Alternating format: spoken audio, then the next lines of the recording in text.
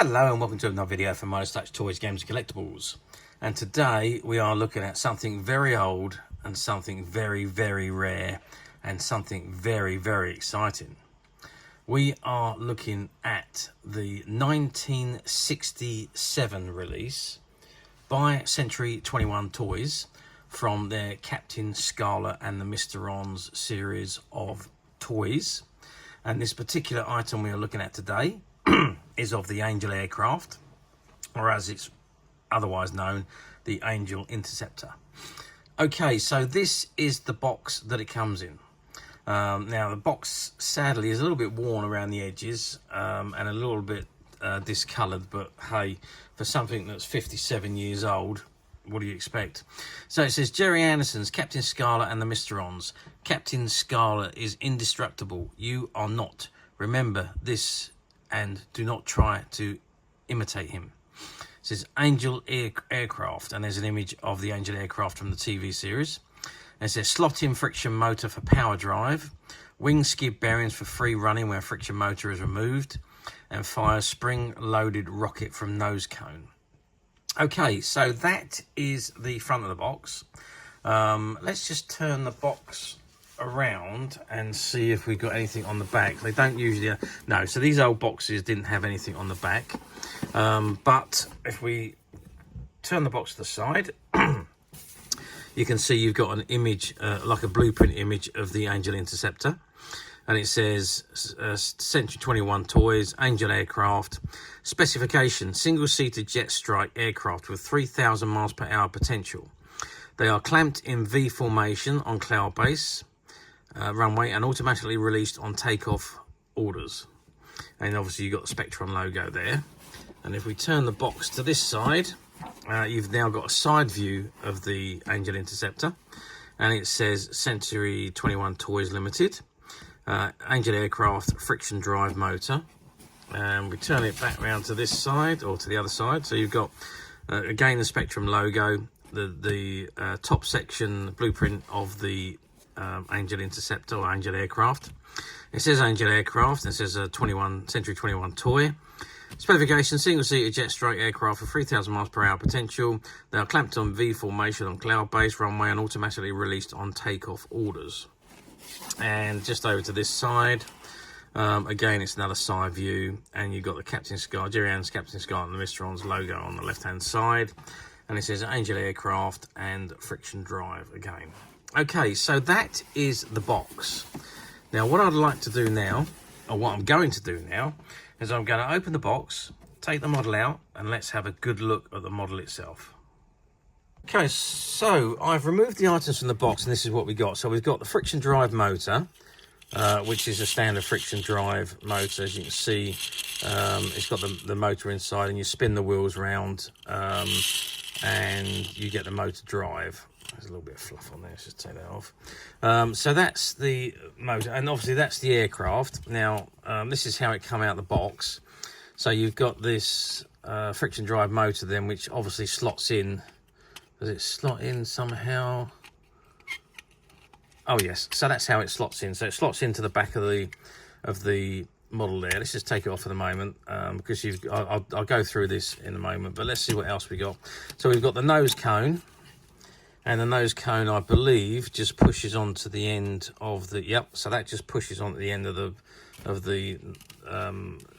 aircraft like that. And then you've got the missile, which I think just pops, you just push it in, I think. Yeah, okay, so it's a spring-loaded model, and there's a little switch at the bottom there. So if I pull the switch back, yeah, okay, so that's the firing mechanism of the missile. Okay, let's put it all together. Before we actually put the motor on, let's put the nose cone on and the missile in. So there we have. So you've got a running section for the missile to shoot along as well.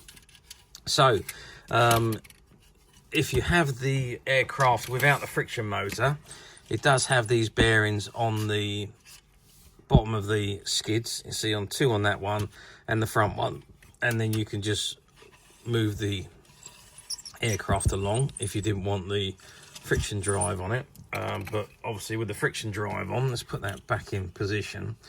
So that slots just in the back there. and into the front, and there we are. So then you've got the friction drive on it, so it moves along, and also obviously the firing button. Let's see how it fires with the nose cone on. Yeah, perfect. So yep, that is the functionality and the workings of this particular Angel aircraft. So you've still got the Spectrum logos. There's 1, 2 stickers on this side, and the same again on this side. You've got one there. You've got the A737, so it's Angel number 737, and that's on both sides. And you've got the stickers still on the sides there and running down the center. Okay, and of course you've got a miniature figure, pilot figure inside the cockpit. I don't think that, no, that doesn't come off, so that's all fixed. So that is, I don't think the landing gear doesn't change either, so that's all locked into position. That doesn't move either. So that's the extent of the model. Now, size-wise, it is a nice size model. So we're looking at size-wise of, let's just zoom out a little bit so I can get a little bit more of a view on here. So we're looking at end to end, we are looking at 29.5 centimeters from the tip of the nose cone to the back of the jets, right at the very back, just here. If we measure across the wingspan at the back, the widest points, we are looking at, again, 19, maybe just over 19.5 centimeters. And height-wise, if we measure from the bottom, or the ground really, to the top of the fin at the top, we are looking at 9 centimeters. So that gives you an idea of the size. Yeah, so you've got a pretty much idea. It's a lot bigger than all of the later versions of these Angel aircraft or Angel Interceptors. And this particular one, it is all plastic. There's no metal parts on it, apart from the areas of the wheels and the motor, and also the ball bearing wheels on the tips of the wings. Okay, so that is the model itself, and again, I think it's absolutely fantastic for a toy from 1967. 57 years old this is. It is in absolutely fabulous condition. Obviously the plastic has got a little bit of discolouring, which is obviously due to age. You know, 57 years on, you know, we all discolour somewhat after 57 years. But it is only at the joins, as you can see. Other than that, it's still beautiful coloured. And I'm sure with a good clean, it will clean up and look absolutely fabulous. If you can just, usually things like lighter fluid, something like that will get all those stains off, all those marks off, and look amazing. I mean, this really doesn't look like, apart from being a little bit discoloured and dirty, well, it's not even dirty, it's just a little bit discoloured. It really doesn't look like it's had any play, it's been played with at all. I mean, it's just in such good condition. I mean, we've had a few of these in the past, and they've always had bits broken off. Like the last one we had the end of the nose cone broken off. A previous one, the friction drive motor didn't work anymore. Another one we've had where the screen has gone and the pilot has been lost. So there's quite a few ones that we've had that have been in good condition, but nowhere near as good as this one. I am so excited about this model. It is just absolutely fantastic. Century 2021, well, you know, it was a Gerry owned company, and all the products that they produced, or most of the products they produced, were all relating to his television show programs, so the quality had to be good. And you know, this certainly doesn't disappoint. It is such a fantastic, even in this day and age now, it would be considered an amazing model. So yeah, so how well did they do? Well, to be honest with you, I'm not 100% sure, because we're going back 57 years ago when this was produced, but I'm guessing that that they've done very well. as with all of the Gerry Anderson toys that they produced. The whole of Century 21 produced some amazing items, not just toys, they've done records and albums and things as well. They've done a lot of things, and they always seem to do well with everything that they produced. So I don't think this would have been any exception.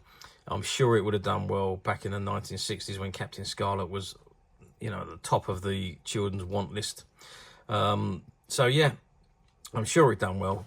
The problem is now, obviously, 57 years on, toys break, kids play with them until they're in pieces.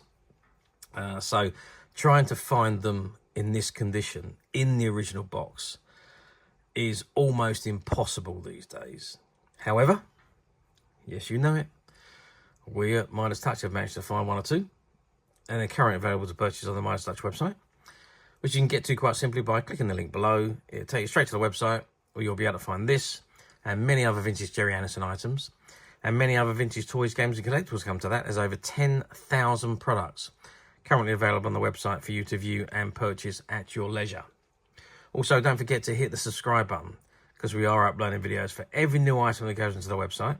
There will be something for everybody, and I am absolutely positive you don't want to miss this, because we literally have thousands and thousands of new products which we are shooting videos for and uploading on a daily basis.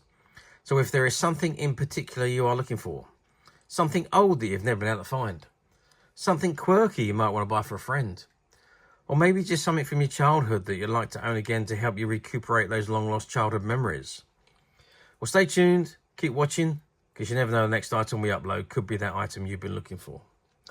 Okay, that is it for me on this particular item. I hope you've enjoyed watching this very short video as much as I've enjoyed doing it. Thank you for watching, and we'll see you again soon.